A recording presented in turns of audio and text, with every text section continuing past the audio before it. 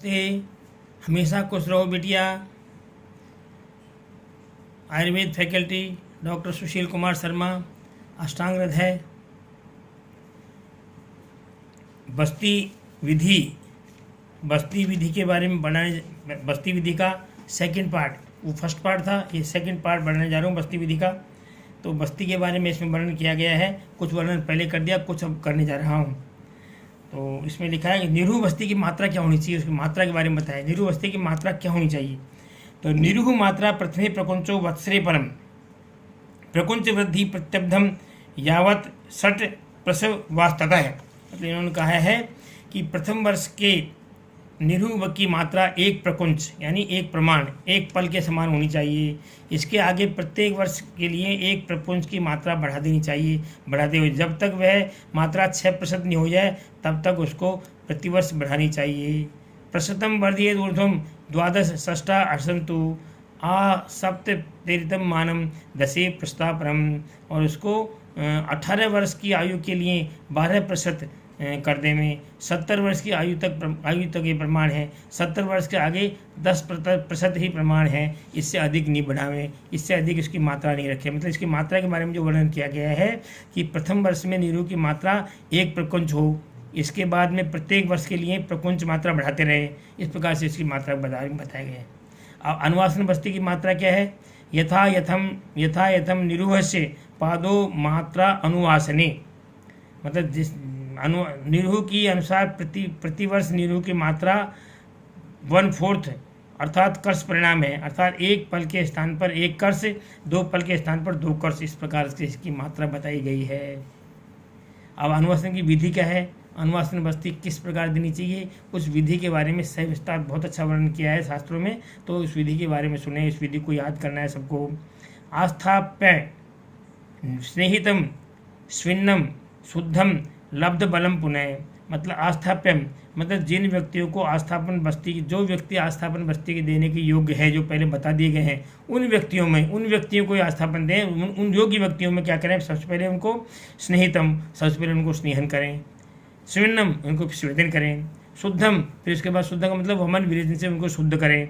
लब्ध बलम, इसके बाद में पुनः वम विरेचन शुद्ध करने के बाद में पिया विलेपी का प्रयोग करके पुनः उनका बल प्राप्त हो जाए। इसके बाद में अनुवासन, जो अनुवासन के योग्य हों, ऐसे व्यक्ति जो अनुवासन के योग्य हों, ऐसे व्यक्तियों को मान जान करके पूर्व मेवा अनुसार उनको पहले निरूह देने से पहले अनुवासन बस्ती दें। निरूह बस्ती देने से पहले उसको अनुवासन बस्ती दें। और कैसे दें, शीते बसंते च दिवा, शीत और बसंत ऋतु में दिवा यानी दिन में देवें। शीत और बसंत ऋतु में दिन में बस्ती प्रयोग करें। रात्रों के चिद अन्यथा, और शीत और बसंत के अलावा शेष ऋतु ग्रीष्म शरद और वर्षा ऋतु में रात्रि में बस्ती देनी चाहिए। ऐसा कुछ लोगों का मत है। कुछ लोग तो इसको बिल्कुल मानते हैं कि रात्रि में बस्ती देनी चाहिए, लेकिन कुछ लोगों का मत है कि शीत और बसंत में दिन में, बाकी में रात्रि में देनी चाहिए। इस तरह का मत है। अब अभ्यक्त स्नात मुचित पाद हीनम हितम लघु, इसके बाद में क्या करना चाहिए उसके बाद में उसको अभ्यंग, सबसे पहले रोगी को अभ्यंग कराएं। अभ्यंग के बाद में स्निग्ध, उसको स्निग्ध यानी स्नान आदि कराएं। और अशितम पादहीनम मतलब जो आपकी भोजन करते हैं उसका चौथाया भोजन कम करके वो भोजन के बाद ही भोजन कराएं। मतलब मान लो जैसे 4 चपाती वो खाता हो तो 1 चपाती कम कर दो, 3 चपाती उसको भोजन कराओ। हितम लघु, कैसा भोजन होना चाहिए, हित होना चाहिए उसके, और लघु भोजन होना चाहिए। अस्निग्धम एरोक्षम अष्टम स्वानुपानम द्रवादिचय, और इसके अलावा उसको ईषत स्निग्ध रूक्ष भोजन को द्रव्य आदि अनुपान के साथ खाकर, मान लो ऐसा भोजन हो तो द्रव्य आदि से खाकर इसको प्रयोग करें। इसके बाद में कृतचक्रमणम, यानी कुछ कृतचक्रमण बोलते हैं पैदल चले, कुछ थोड़े मतलब थोड़ा बहुत टहले, खाना खाने के बाद थोड़ा बहुत कृतचक्रमण पैदल चलें। मूत्र विनिमूत्रम सैने मुक्तम विणमूत्रम, और विणमूत्र यानी मल और मूत्र की मान लो उसको शंका हो तो उसको पहले उसको शंका का निवारण करना चाहिए। सही ने सुखे, इसके बाद में सही ने सुखे यानी सैया पर सुखपूर्वक शयन कर देना चाहिए। ना उचित नहीं तो बहुत सैया ऊंची हो, न उसका सिर में तकिया ऊंचा लगा हो। सविष्टम वाम पार्श्व, और उसके बाद में उस सैया पर वाम पार्श्व में लेट जावे, वाम पार्श्व से लेट जावे। और कैसे लेट रहे, संकोच दक्षिणम शक्ति, और उसको लेटने के लिए कैसे संकोच दक्षिण यानी दक्षिण पैर को संकोच करके लेटे, दक्षिण पैर को मोड़ के लेटे, ना प्रसारित और दूसरे पैर को उसको लंबा करें, मतलब दक्षिण पैर को तो संकोच करें, दक्षिणी टांग को तो मोड़ कर रखें और वाम टांग को प्रसार कर रखें। इस प्रकार से आप सैया पर लेट जावें। ये इसकी विधि बताइए, इस तरह से इसको देना चाहिए। आगे बस्ती का प्रयोग किस प्रकार करें, प्रयोग विधि क्या है उसकी प्रयोग विधि के बारे में बताया है कि आस्थाश्च नेत्रम प्रणीत स्निग्धे स्निग्ध मुखे गुदे उच्छ्वासम बस्तिर्वदने बद्ध हस्त अकंपयन। इसने कहा है इसके पश्चात स्निग्ध गुदा में, मतलब आस्था पे नेत्रम प्रणीत स्निग्धे गुदे, मतलब गुदा में पहले स्नेह लगाओ, उस गुदा को स्निग्ध करो, इसके उपरांत स्निग्ध गुदा में स्निग्ध मुख भी स्निग्ध करके रखो, नेत्र को प्रवेश करें, उस नेत्र को गुदा में प्रवेश करें, स्निग्ध करके मतलब गुदा को भी स्निग्ध करें और नेत्र को भी स्निग्ध करके गुदा में प्रवेश करें। बस्ती के शरीर को दबाकर वायु निकाल, मतलब बस्ती में कोई वायु नहीं होनी चाहिए, वायु निकाल दें। फिर नेत्र को बस्ती में बांधकर पृष्ठवंश की दशा से नेत्र को प्रवेश करें। मतलब कैसे, पृष्ठवंशम प्रति ततो नाति द्रुत अति विलंबितम, मतलब नेत्र बस्ती को बांधकर पृष्ठवंश यानी पृष्ठवंश यानी जो पीछे की तरफ से उसको दिशा प्रवेश करें। हाथ को न हिलाते हुए, न बहुत जल्दी और न बहुत धीरे नाति वेगम नैवा मंदम सक्रिय पीड़ित, न बहुत जल्दी न बहुत धीरे न बहुत मंद न बहुत, अपितु मनोवेग से उसको एक ही बार में बस्ती को दबावें। एक बार में बस्ती को बार बार दबाना नहीं, एक बार से मन बस्ती पर ध्यान करके बस्ती को एक बार में दबा करके सारा बस्ती द्रव गुदा के अंदर प्रवेश कर देवे प्रपीड़ करके। साव शेषम च कुर्वितम वायु शेषम च तिष्ठति, और उसके बाद में बस्ती द्रव्य थोड़ा बचा लें, क्योंकि पूरा बस्ती द्रव्य नहीं, क्योंकि पूरा दे दोगे तो वायु चली जाएगी, थोड़ा बचा लें, क्योंकि संपूर्ण खाली हो जाने पर बस्ती में वायु रह जाती है, जो वायु भरने का डर रहता है, इसलिए कुछ थोड़ा रह जाए तो उसको रख दो, दोबारा जितना द्रव्य एक बार चला गया वो दे दें, पुनः बस्ती को प्रपीड़ित दबानी नहीं चाहिए। ये बस्ती देने का विधान है।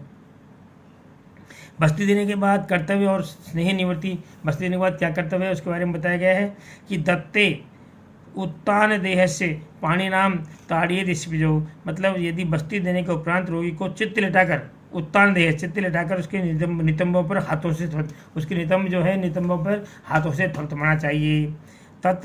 तत्पाशनिभ्याम तथा सयो पादस्तस्य त्रिरूक्षतेत, और उसको क्या करना चाहिए, फिर रोगी की एडियों से उसको नितंबों को थपथपाएं, पैर से रोगी को सैया को 3 बार ऊपर नीचे, मतलब रोगी के पैर हैं उस पैर की तरफ से सैया को उठा करके 3 बार जोर जोर से सैया को पटकें, ताकि उससे वो द्रव्य आसानी से उसमें शरीर में पहुंच सके, जिससे औषध द्रव्य ठीक तरह से आंतरिक में पहुंच जाए।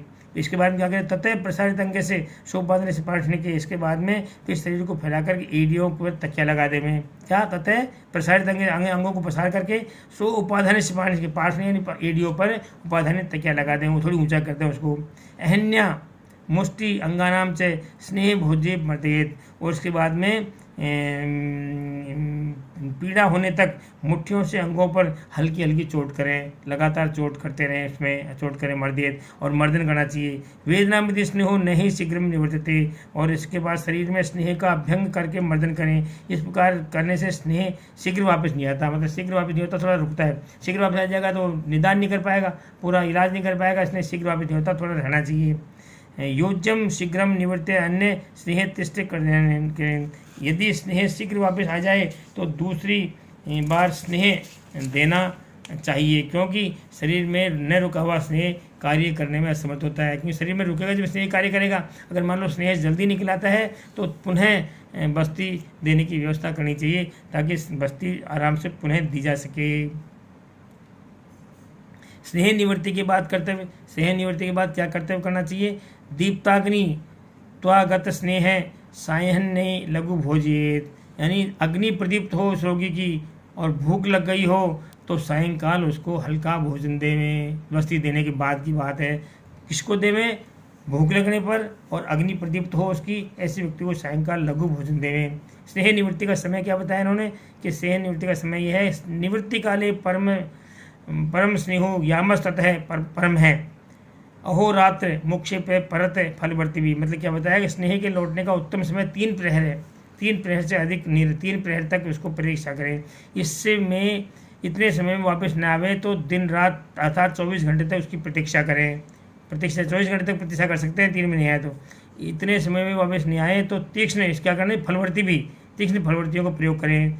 तीक्ष्ण व वर्ती भी कुर्यात तद्धिरम स्नेह विनुते, और उसके बाद में तीक्ष्ण फलवर्तियों को और तीक्ष्ण बस्तियों का प्रयोग करके उस बस्ती को वापस लाने का प्रयत्न करें, बस्ती को वापस लाने का प्रयत्न करें। ये इस नियम करना चाहिए। स्नेह निवृत्ति के अभाव में कर्तव्य, मान लो स्नेह नहीं निकले, नहीं आ रहा है, निवृत्ति नहीं हो रही, तो उसमें क्या करना, कर्तव्य करना चाहिए, उसके बारे में बताया गया इन्होंने कि अतिरोक्षाद अनागच्छन जे जाड्य दी अतिदोष करते, मतलब मान लो अति रुक्षता के कारण, मतलब आपका शरीर बहुत ज़्यादा रुक्ष है और स्नेह दिया तो मान लो रुक्ष में शरीर में नहीं निकलेगा, तो अति रुक्षता के कारण स्नेह वापस न आकर भी अगर जड़ता आदि दोष उत्पन्न नहीं कर रहा है, मान लो कोई जड़ता आदि के दोष उत्पन्न नहीं कर रहा है, तो उसकी उपेक्षा कर दें।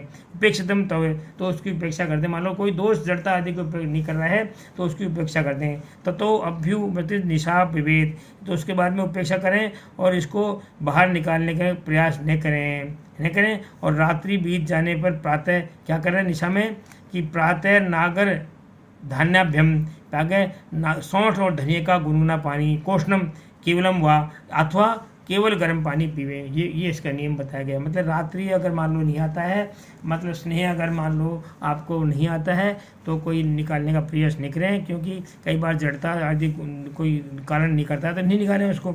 और उसको सिर्फ रात सुबह उसको क्या करना है, सौंठ का धनिया का पानी पिए या सिर्फ गर्म पानी पिला दें, ये नियम है। अनुवासन का समय क्या है, अन्यवासी तृतीय हनि पंचमी व पुनस्तम, इस रोगी को तीसरे दिन अथवा पाँचवें दिन फिर अनुवासन देना चाहिए। मतलब एक बार दे दिया तो तीसरे दिन या पाँचवें दिन, मतलब तीसरे दिन विषम दिनों में, तीसरे दिन 5 दिन फिर अनुवासन देवें।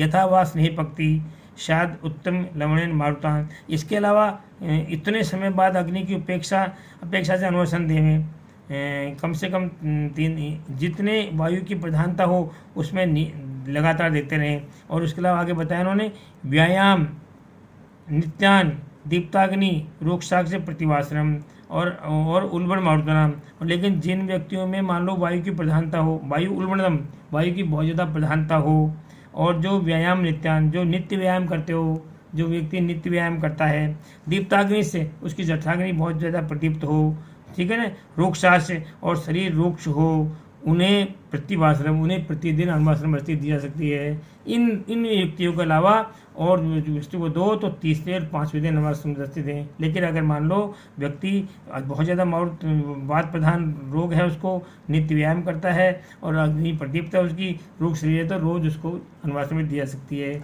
इस प्रकार से आपका ये चैप्टर पूरा है। This session provide by digital vision 2। I hope you have any query, please mention comment box. I will resolve it. Thank you.